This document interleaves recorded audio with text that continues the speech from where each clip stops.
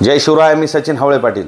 मनोज जरांगे पाटील यांनी सरकारला का वेळ दिला तर त्याचं कारण असं आहे की समाजामध्ये तीव्र असंतोष पसरला होता, फार चीड निर्माण झाली होती आणि कुठल्याही पद्धतीत गालबोट लागण्याची किंवा महाराष्ट्रामध्ये अशांतता पसरण्याची शक्यता होती. आणि काल रात्री असंख्य मराठा समाज बांधव हे आले होते आणि जागोजागेवरून ठिकठिकाणून असे मेसेज येत होते की मनोज जरांगे पाटील यांना आमरण उपोषणाहून उठवा, त्यांना सलाईन तरी लावा, पाणी तरी द्या.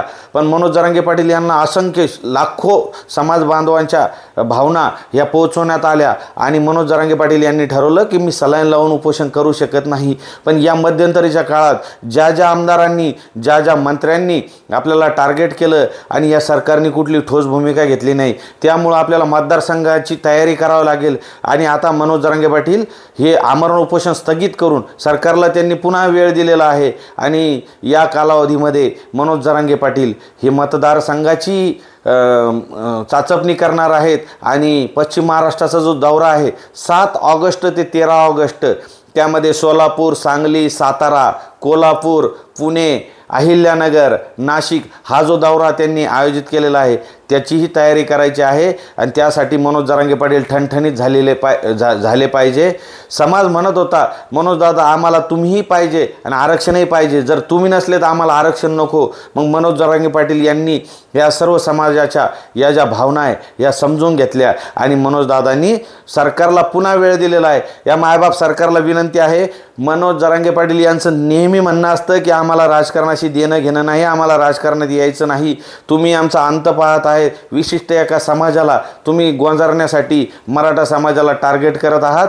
तुम्ही वेगवेगळे लोक नेमून मनोज जरांगे पाटील आणि मराठा समाजाविषयी घाणघाण बोलण्यासाठी समाजामध्ये वाद लावण्याचा प्रयत्न करत आहे. पण शांततेत मनोज जरांगे पाटील यांचं आमरण उपोषण चालू होतं आणि शांततेत 11 महिन्यापासून मनोज जरांगे पाटील यांनी शांतता प्रस्थापित करण्याचं काम केलेलं आहे.